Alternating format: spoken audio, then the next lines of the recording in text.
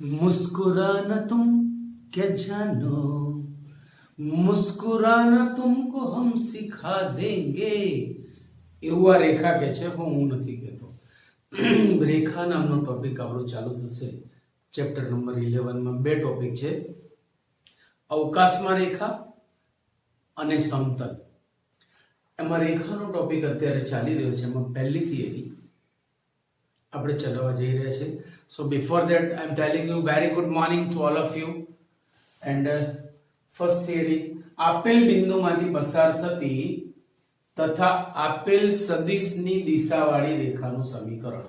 હવે આપણે જે કંઈ અહીંયા વાત કરવા માંગીએ છીએ એ સદિશ સ્વરૂપમાં વાત કરવા માંગીએ છીએ. ધ્યાન રાખજો, અત્યાર સુધી તમે 11th માં જે ભણીને આયા એ બધું અદિશ સ્વરૂપ હતું, કાર્ટેશિય સ્વરૂપ. આમાં અદિશ પણ આવશે અને સદિશ તો છે જ. ટોપિક જ સદિશનો પોતાનો છે. તો પહેલી થિયરી છે. હવે હું આને મેઇન સ્ટેપ્સ તમને બતાવીશ, જેથી કરીને સમ્સમાં તમને એનો બેનિફિટ મળે કે ભાઈ આ સમીકરણ આવ્યું કેવી રીતે. તો આ જે રેખા છે એનું સમીકરણ આપણે વ્યાખ્યાયિત કરવું છે. એ બાર માંથી પસાર થતી અને બી બાર ની દિશાવાળી રેખાનું સમીકરણ મેળવવું છે.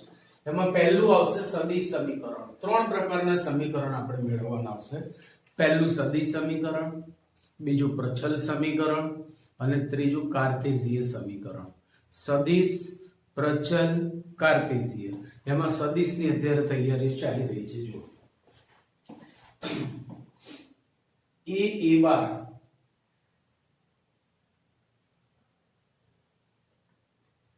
માંથી પસાર થતી તથા બી બારની દિશાવાળી રેખાનું સમીકરણ મેળવવું છે. હવે આ રેખા છે એટલે અસંખ્ય બિંદુઓનો ગણ છે. ધારો કે આ રેખા પર એ થી ભિન્ન કોઈ વ્યાપક બિંદુ P R બાર રહેલું છે. મતલબ P આ રેખા ઉપર એ સિવાય ગમે ત્યાં હોઈ શકે. એ ચલિત બિંદુ છે, એ વ્યાપક બિંદુ છે. તો અહીંયા તમે જોશો કે જો હું P આ બાજુ લઉં તો AP અને B બાર ની દિશા સમાન થશે. અગર હું P ને આ બાજુ લઉં તો AP અને B બાર ની દિશા વિરોધી થશે. જો બે સદિશોની દિશા સમાન કે વિરોધી હોય તો તેમને સમરેખ સદિશો કહેવાય. માટે આપણે વ્યાપક રીતે આમ લખી શકીએ, therefore સદિશ રેખાખંડ AP અને B બાર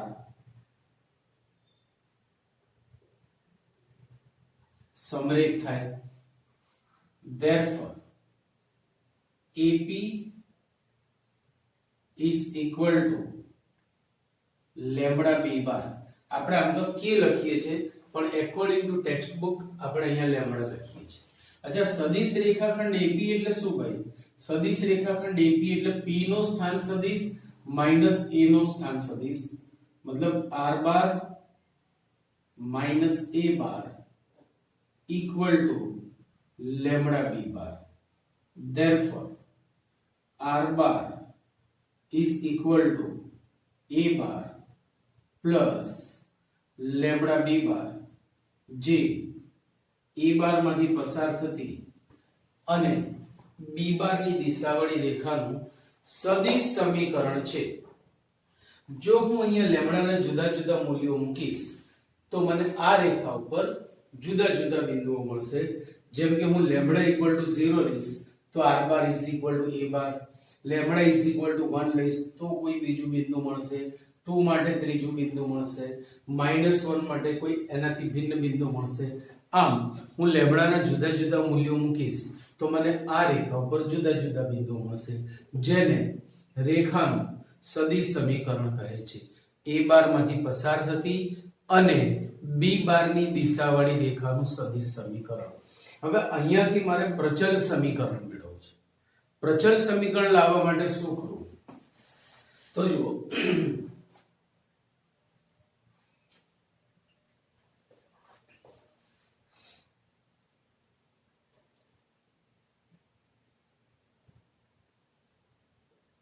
પ્રચલ એટલે એમાં વધારાનું ચલ આવે, મુખ્ય ચલ તો હોય જ, જે હું તમને 11 થી સમજાવતો આવ્યો છું, બરાબર. સદિશ સમીકરણ તો આપણી પાસે છે જ, that is r bar is equal to a bar plus lambda b bar. હવે મારે પ્રચલ છે એટલે કાર્ટેશિયન સ્વરૂપમાં લઈ જવું પડશે. r bar વ્યાપક સ્વરૂપનું સ્થાન સદિશ છે એટલે હું એના ઘટકો x y z લઉં છું. a bar એ રેખાનું બિંદુ છે, એના ઘટકો આપણે x1 y1 z1 દાખલામાંથી નિશ્ચિત જાણીતા હશે, અત્યારે નિશ્ચિત અજ્ઞાત લઈએ છીએ. b bar એ રેખાની દિશા નક્કી કરતો સદિશ છે એટલે આપણે લઈશું b1 b2 b3. હું એકોર્ડિંગ ટુ ઓલ્ડ બુક અને ઘટકો લઉં છું, b1 b2 b3 લેવાના બદલે, જેથી કરીને તમારે કોઈ પ્રશ્ન ના થાય. સો આપણે એના ઘટકો લઈશું L1 L2 L3, જે રેખાની દિશા નક્કી કરતા સદિશના ઘટકો છે. હવે આ તમામ કિંમતો સદિશ સમીકરણમાં ટીકાવતા r બાર ની જગ્યાએ xyz, xyz equal to a બાર ની જગ્યાએ x1 y1 z1 plus lambda into b બાર ની જગ્યાએ L1 L2 L3.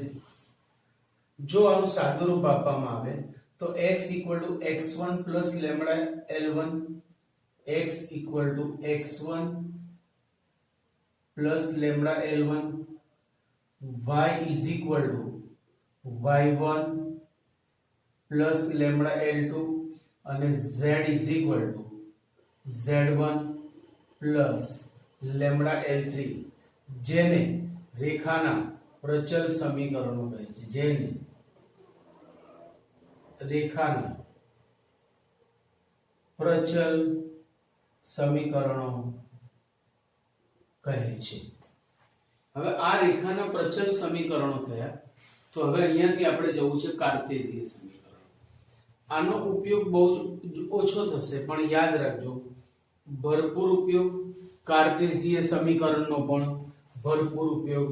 એના પછી આપણે લઈએ છીએ કાર્ટેશિયન સમીકરણ. પ્રચલ સમીકરણો પછી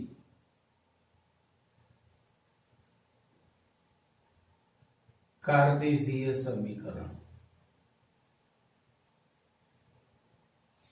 પ્રચલ સમીકરણમાંથી જ્યારે પ્રચલનો લોપ કરવામાં આવે ત્યારે તે સમીકરણો કાર્ટેશિયન સમીકરણો બની જતા હોય છે. પ્રચલ સમીકરણમાંથી હવે લેમ્ડા પ્રચલ છે, જ્યાં લેમ્ડા પ્રચલ છે. મેં હમણાં સમજાવ્યું કે હું લેમ્ડાને જુદા જુદા મૂલ્યો મૂકીશ તો મને આ રેખા ઉપર જુદા જુદા બિંદુઓ મળે છે. એટલે લેમ્ડા પણ એક ચલ છે, ચલિત અચળ છે, એટલે ચલ છે અને અચળ છે. સો હું એનો ઉપયોગ એને અહીંયાથી હું દૂર કરી દઉં તો જે સમીકરણ બનશે એને આપણે રેખાનું કાર્ટેશિયન સમીકરણ કહીશું. જો x is equal to x1 plus lambda L1, therefore x minus x1 is equal to lambda L1, therefore x minus x1 upon L1 is equal to lambda. તેવી જ રીતે હવે હું ડાયરેક્ટ લઈ લઈશ.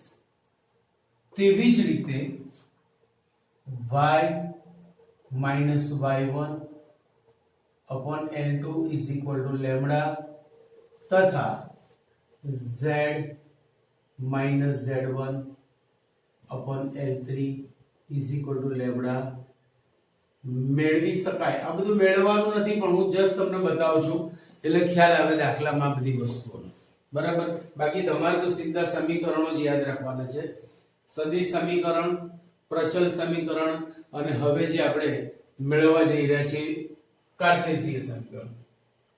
આના બરાબર પણ લેમ્ડા છે, આના બરાબર પણ લેમ્ડા છે, આના બરાબર પણ લેમ્ડા છે.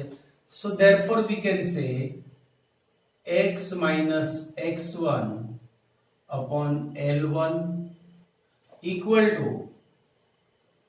y minus y1 upon L2 equal to z minus z1 upon L3 equal to, જરૂર પડશે ત્યારે આપણે આનો ઉપયોગ કરીશું, લેમ્ડા કહો. આ બધાના મૂલ્યો લેમ્ડા જેટલા છે. સો અત્યારે તમને આ લેમ્ડા આપવું જરૂરી નથી કાર્ટેશિયન સમીકરણમાં, બટ આગળ જતા કોઈક દાખલામાં આપણે લેમ્ડાનો પણ ઉપયોગ કરવાના છીએ. સો x x1 upon L1 is equal to y minus y1 upon L2 is equal to z minus z1 upon L3 ને રેખાનું કાર્ટેશિયન સમીકરણ કહે છે. ને રેખાનું કાર્ટેશિયન સમીકરણ કહે છે. એક જ થિયરી છે, 300 ફરીથી a બાર માંથી પસાર થતી અને શૂન્યેતર સદિશ b બાર ની દિશાવાળી રેખાનું સમીકરણ. અહીંયા તમે એમ કહી શકો x1 y1 z1 માંથી પસાર થતી અને L1 L2 L3 ની દિશાવાળી રેખાના પ્રચલ સમીકરણ. ફરીથી x1 y1 z1 માંથી પસાર થતી અને L1 L2 L3 ની દિશાવાળી રેખાના પ્રચલ સમીકરણ. આના માટે તમે એવું કહી શકો x1 y1 z1 માંથી પસાર થતી અને L1 L2 L3 ની દિશાવાળી રેખાનું કાર્ટેશિયન સમીકરણ. હવે આ જે સમીકરણ છે ને એ એટલું જ ઈઝી નથી, એની જે અદાઓ છે એ ભયંકર છે. તો પહેલા આપણે થોડીક એની જોડે ઓળખાણ કરીએ, એની જોડે વાતચીત કરીએ, એની જોડે રિલેશન બનાવીએ, એની જે અદાઓ છે એ સમજીએ, જેથી કાલ ઉઠીને અદા બદલીને આવે તો આપણે તરત ઓળખી જઈએ. સો અત્યારે હું આ સમીકરણ પર થોડું વધારે ફોકસ કરવા માંગુ છું, જોતા રહીએ. First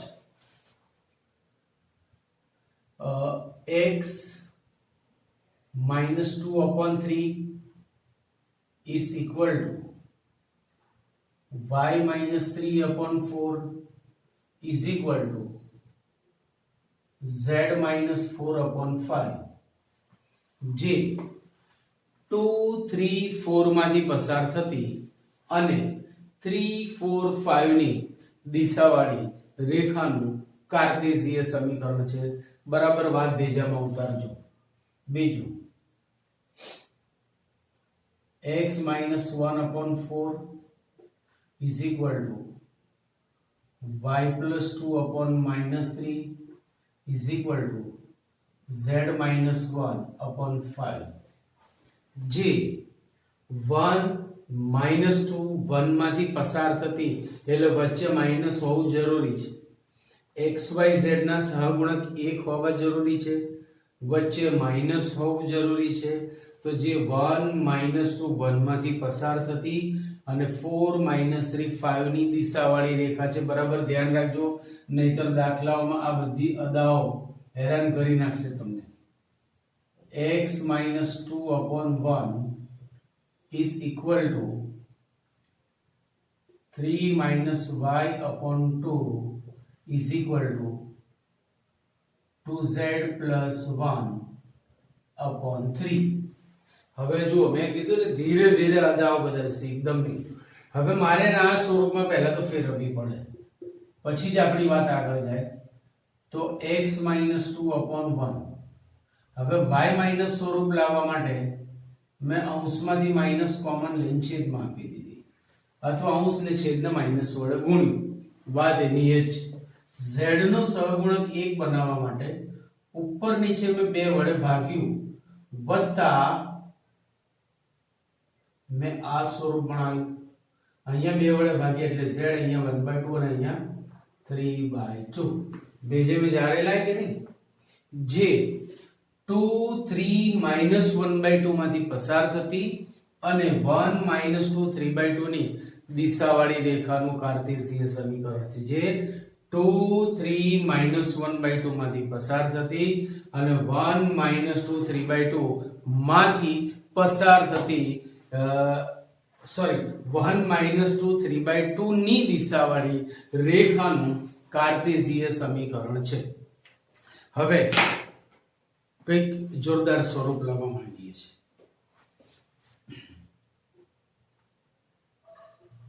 x is equal to y is equal to z.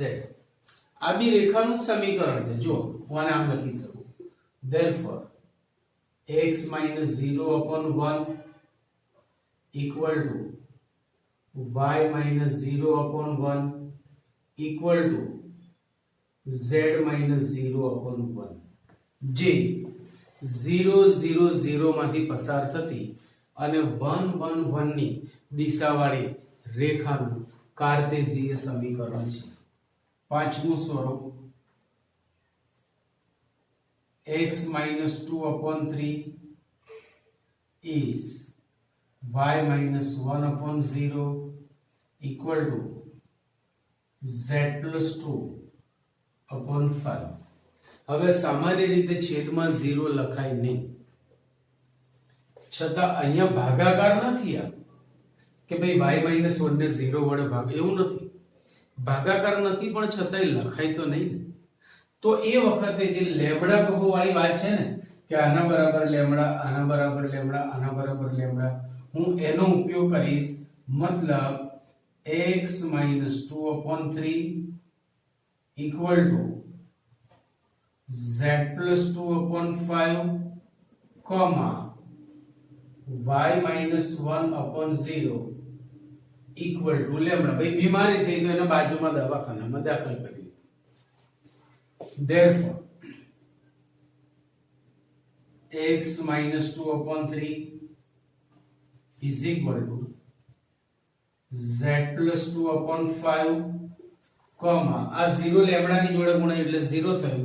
so y minus 1 is 0, therefore y is equal to 1. તો આ જ સમીકરણ તમને ચોપડીમાં આ રીતે આપ્યું છે એટલે તમારે સમજી જવાનું કે જ્યારે આવો કોઈ એક ભાગ છૂટો પાડીને આપ્યો હોય ત્યારે એનો દિશાનો ઘટક 0 થાય.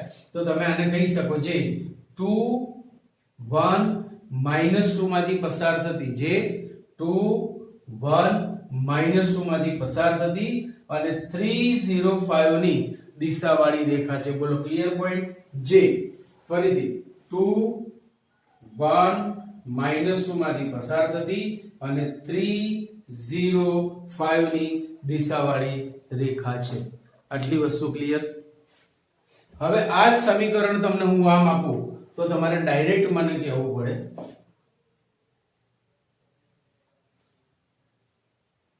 x plus 1/3 is y minus 5/4 comma z plus 3. ચલો ઓળખી બતાવો. જે -1 5 -3 માંથી પસાર થતી અને 3 4 0 ની દિશાવાળી રેખાનું કાર્ટેશિય સમીકરણ છે. સો આટલા સમીકરણો ખાસ યાદ રાખો. આમ તો એક જ સમીકરણ ચાલ્યું કહેવાય કે ભાઈ એ બાર માંથી પસાર થતી અને બી બાર ની દિશાવાળી રેખાનું સમીકરણ, એક જ સમીકરણ ચાલ્યું કહેવાય, વધારે નહીં. Clear point.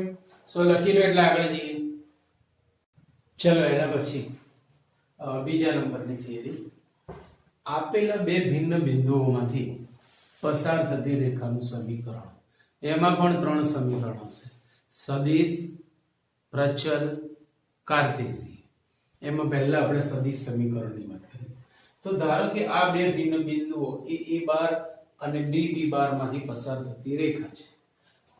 તો આ જે સદિશ રેખાખંડ AB છે એ અને રેખા બંને સમાંતર થશે એટલે કે સમરેખ થશે. આ રેખા પર A અને B થી ભિન્ન બિંદુ ધારો કે PR' જે એનું વ્યાપક સ્થાન સદિશ છે, તો હું એવું કહી શકું AP અને AB સમરેખ થાય. પછી ભલે ને તેઓ સમાન દિશાના હોય કે વિરોધી દિશાના, એનાથી કોઈ ફેર પડતો નથી. તો સૌથી પહેલા a બાર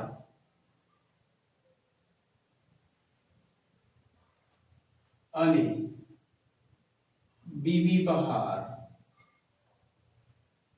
માંથી પસાર થતી રેખાનું સમીકરણ મેળવવું છે. ધારો કે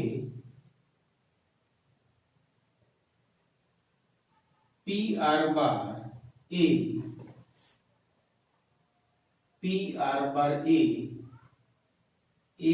અને B થી ભિન્ન રેખાનું વ્યાપક બિંદુ છે. A અને B થી ભિન્ન રેખાનું વ્યાપક બિંદુ છે માટે સદિશ રેખાખંડ AP અને AB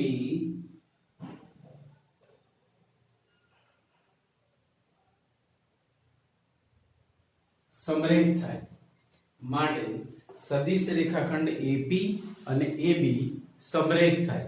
તેમની દિશા સમાન પણ હોઈ શકે અને વિરોધી પણ હોઈ શકે. તો સમરેખની વ્યાખ્યા પરથી AP is equal to lambda AB. Therefore AP એટલે P નો સ્થાન સદિશ minus A નો સ્થાન સદિશ equal to lambda into B નો સ્થાન સદિશ minus A નો સ્થાન સદિશ. Therefore R બાર ને હું સૂત્રનો કરતા બનાવું તો R bar is equal to A bar plus lambda into B bar minus A bar where lambda belongs to R. અહીંયા પણ હું એવું કહી શકું કે લેમ્બડાના જુદા જુદા મૂલ્યો માટે આ રેખા ઉપર આપણને જુદા જુદા બિંદુઓ મળશે. જેમ કે હું લેમ્બડા is equal to 0 લઈશ તો R બાર બરાબર E બાર થશે. લેમ્બડા is equal to 1 લઈશ તો A બાર ઉડી અને R bar is equal to B બાર થશે. આમ લેમ્બડાની જુદી જુદી કિંમતો માટે આ આપણને રેખા પરના જુદા જુદા બિંદુ આપશે જેને રેખાનું સદિશ સમીકરણ કહે છે. જેને A બાર અને B બાર માંથી પસાર થતી રેખાનું સદિશ સમીકરણ કહે છે. એના પછી પ્રચલ સમીકરણ. એની એ જ રીત પ્રચલ સમીકરણો.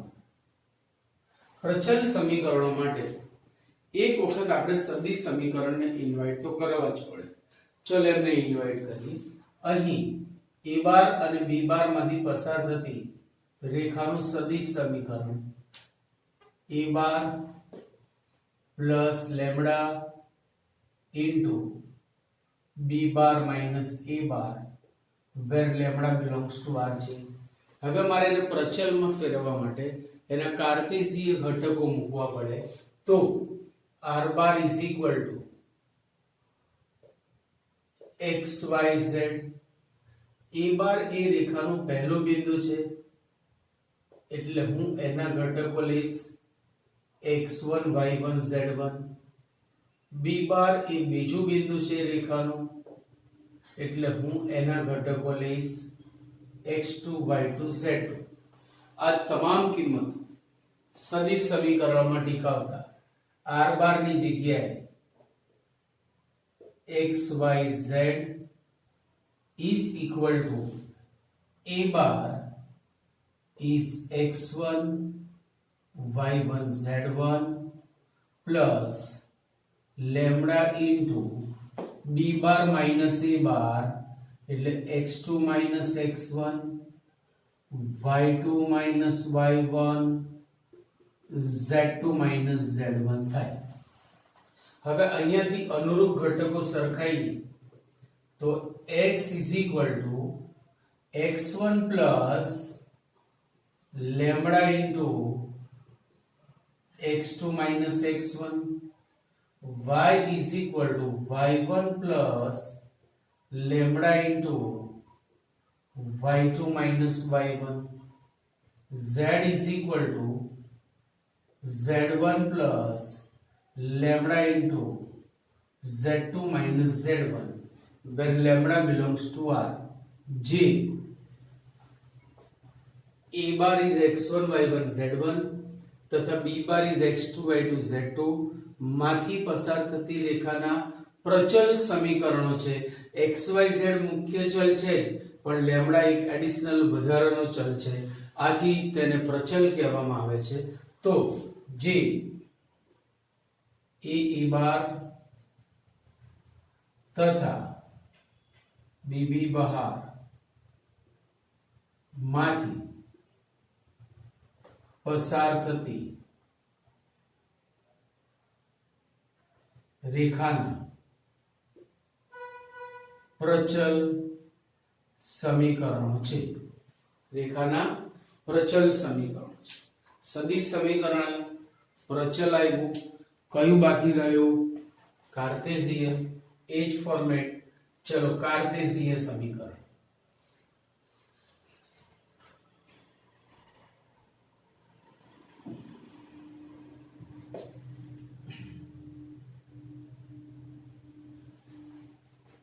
પ્રચલ સમીકરણમાંથી જો હું પ્રચલનો લોપ કરી દઉં તો મને કાર્ટેશિયન સમીકરણ મળે. તો આપણે એક સમીકરણને આમંત્રણ આપીએ.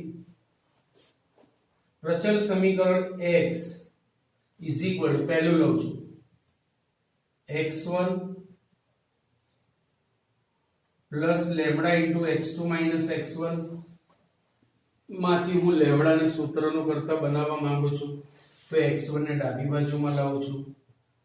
x minus x1 is lambda into x2 minus x1 lambda ને સૂત્રનો કરતા બનાવો. so x minus x1 upon x2 minus x1 is equal to lambda. જેમ અહીંયાથી મેં લેમ્બડા ને સૂત્રનો કરતા બનાવ્યો તેવી જ રીતે કરીને આપણે ટ્રેન ચલાવી શકાય. તેવી જ રીતે y minus y1 upon y2 minus y1 is equal to lambda તથા z minus z1 upon z2 minus z1 equal to lambda મેળવી શકાય.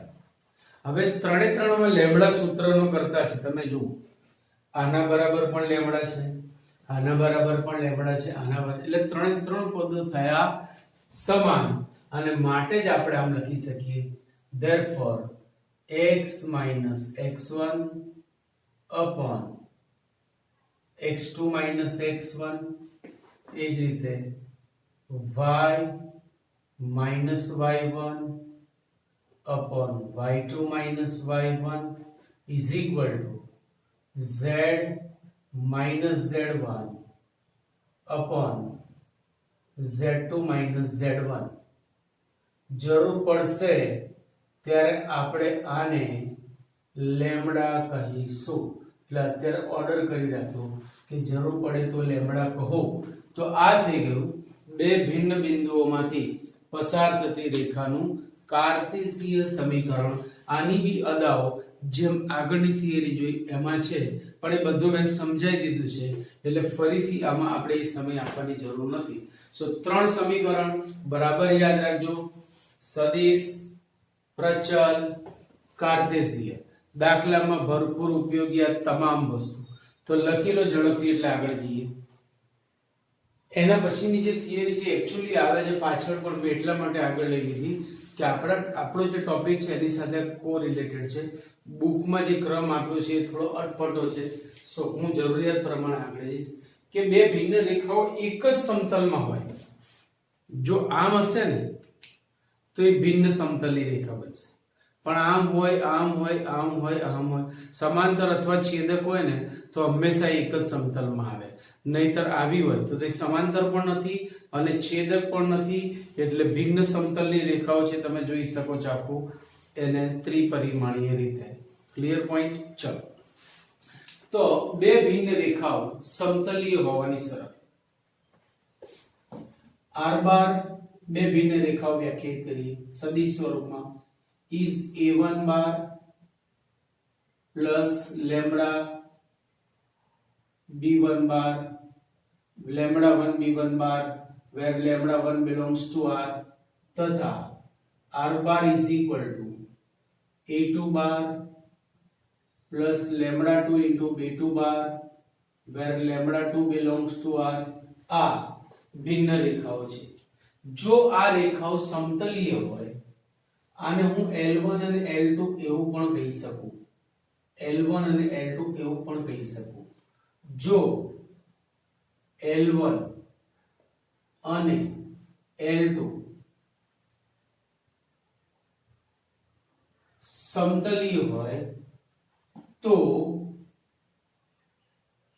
a1 bar minus a2 bar dot b1 bar cross b2 bar equal to 0 આ શરત બરાબર યાદ રાખજો a1 bar minus a2 bar dot b1 bar cross b2 bar equal to 0 આ બે ભિન્ન રેખાઓ સમતલીય હોવાની આવશ્યક અને પર્યાપ્ત શરત છે જ્યાં a1 bar એટલે પહેલી રેખાનો બિંદુ a2 બાર એટલે બીજી રેખાનો બિંદુ b1 બાર એટલે પહેલી રેખાની દિશા b2 બાર એટલે બીજી રેખાની દિશા આટલું તમે લાવી દો અહીંયા કિંમતો મૂકો જો આ પેટી ગુણન એટલે કે બોક્સ પ્રોડક્ટ એટલે કે અદિશ ત્રિગુણન શૂન્ય થાય તો આ બે રેખાઓ સમતલીય છે અથવા સમતલીય હોય તો શૂન્ય થાય હવે આનાથી થોડું આગળ જઈએ કે આ 0 નથી તો રેખાઓ વિસમતલીય પછી આપણો મુદ્દો ચાલુ થાય છે જુઓ જો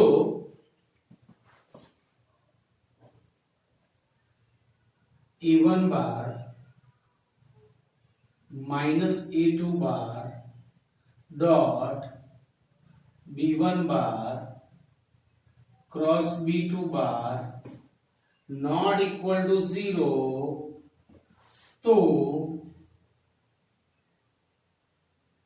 रेखाओं विसमतलीय अथवा असमतलीय थाय बराबर बात बीजामां राखजो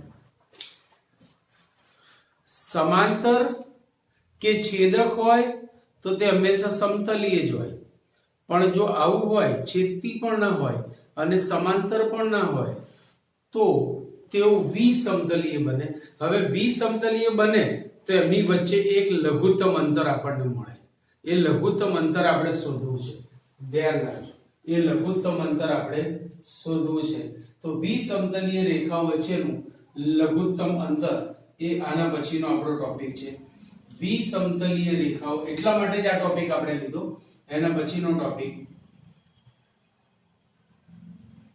વિસમતલીય रेखाओं वच्चे लघुत्तम अंतर એટલા માટે કહીશું તમે વિચારો કે આ આપણી પાસે બે વિસમતલીય રેખાઓ છે હવે એમની વચ્ચે આમ છે તો રેખાઓ તો અનંત સુધી વિસ્તરેલી હોય તો અહીંયાથી જે લઘુત્તમ અંતર આવશે એમને જ એમની વચ્ચેનું અંતર કહેવાય એટલા માટે એવો શબ્દ મૂકેલો છે એને ભૌમિતિક રીતે આપણે આમ દર્શાવવું હોય તો દર્શાવી શકાય દાખલા તરીકે એક રેખા આમ છે બીજી રેખા આમ છે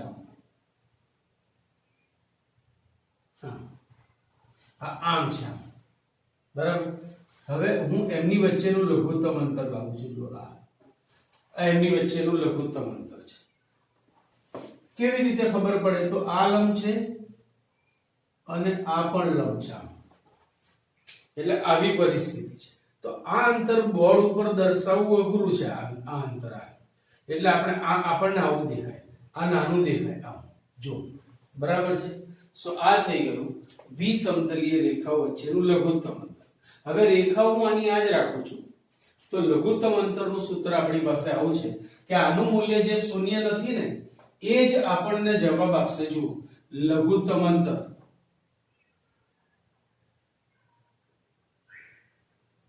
આ બધું કોરિલેટેડ છે.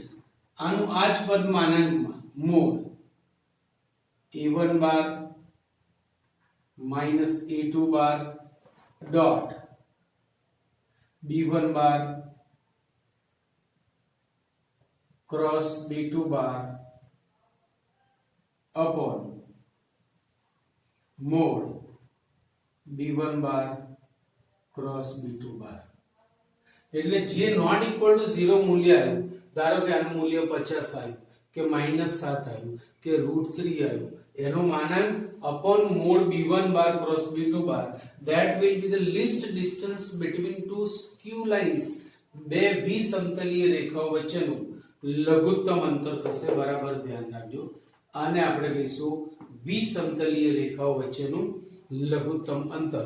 અને સ્વાધ્યાય 11.3 પહેલાની 11.2 પહેલાની છેલ્લી થિયરી સમાંતર રેખાઓ વચ્ચેનું લંબ અંતર.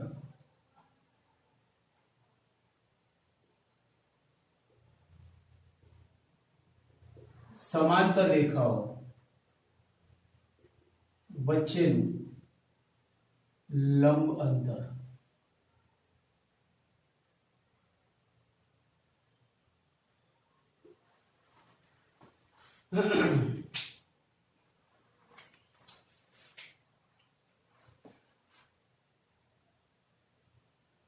ધારો કે આ બે રેખાઓ સમાંતર છે.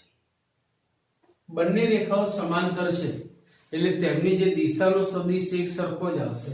તો હું એવું લઈ લઉં છું કે આ બંને રેખા સદિશ b બાર ની દિશાની છે. આ છે a1 બાર માંથી પસાર થતી અને b બાર ની દિશાવાળી રેખા. આ છે a2 બાર માંથી પસાર થતી અને b બાર ની દિશાવાળી રેખા. તો એમની વચ્ચેનું જે લઘુત્તમ અંતર છે, જે લંબ અંતર છે, એ આપણે લાવવું હોય તો એનું સૂત્ર આવું છે. બે રેખાઓ r bar is equal to a1 bar plus lambda b bar where lambda 1 belongs to r અને r bar is equal to a2 bar plus lambda 2b bar where lambda 2 belongs to r. વચ્ચેનું લંબ અંતર p, એનો સંકેત p છે, અહીં આપણે નથી લખતા. મોડ a1 બાર માઈનસ a2 બાર ક્રોસ b બાર અપોન મોડ b બાર. હવે b બાર અપોન મોડ b બાર ને b કેરેટ પણ કહેવાય. સો મોડ a1 બાર માઈનસ a2 બાર ક્રોસ b કેરેટ આમ પણ કેટલીક ચોપડીઓમાં આપેલું હોય છે. બે રેખાઓ વચ્ચેનો ખૂણો. હવે બે રેખાઓ વચ્ચેના ખૂણાની વાત કરીએ તો એ છેદતી હોવી જોઈએ. છેદક રેખાઓ છે. ધારો કે r bar is equal to a1 bar plus lambda 1 b1 bar where lambda 1 belongs to r તથા r bar is equal to a2 bar plus lambda 2 b2 bar where lambda 2 belongs to r. બે છેદક રેખાઓ છે. જો આ છેદક રેખાઓ હોય તો આ પહેલી રેખાની દિશા b1 બાર છે, બીજી રેખાની દિશા b2 બાર છે, જે આપણે જોયું પ્રમાણે. હવે તમે આમને લંબાવશો ને તો આ જે આ બે સદિશો છે ને એમની વચ્ચેનો જે ખૂણો છે ને એ આ સમાંતર રેખાઓ વચ્ચેના ખૂણા જેટલો થશે. તો તમે શોધવા નીકળ્યા છો રેખાઓ વચ્ચેનો ખૂણો, પણ આપણે શોધીશું સદિશો વચ્ચેનો ખૂણો. જો રેખાઓ વચ્ચેનો ખૂણો અલ્ફા હોય, જો રેખાઓનો છેદ કોણ, જો રેખાઓનો છેદ કોણ અલ્ફા હોય તો આ બે સદિશો વચ્ચેનો ખૂણો એ જ રેખાઓ વચ્ચેનો ખૂણો cos અલ્ફા. હવે રેખાઓ વચ્ચેનો ખૂણો હંમેશા આપણે લઘુકોણ લઈએ છીએ, એટલે આમ સૂત્રમાં માનાંક નથી, પણ આ સૂત્રમાં આપણે માનાંક લઈશું કે બે સદિશો વચ્ચેના ખૂણાનું સૂત્ર છે જ આપણી પાસે mod b1 bar minus b2 bar upon mod b1 bar into mod b2 bar, જે આપણું cos આલ્ફા વાળું સૂત્ર છે l bar dot m bar upon mod l bar mod m bar, એ જ સૂત્ર અહીંયા લગાડવાનું છે. સો આજે આટલા સૂત્રો તમારે જોવાના છે. દાખલાઓનો આરંભ આપણે પછીના લેક્ચરમાં કરીશું, કારણ કે સૂત્રોનું પ્રમાણ વધી ગયું છે. સો આ લેક્ચર આપણે અહીંયા સુધી રાખીએ છીએ. Okay, C you, bye bye.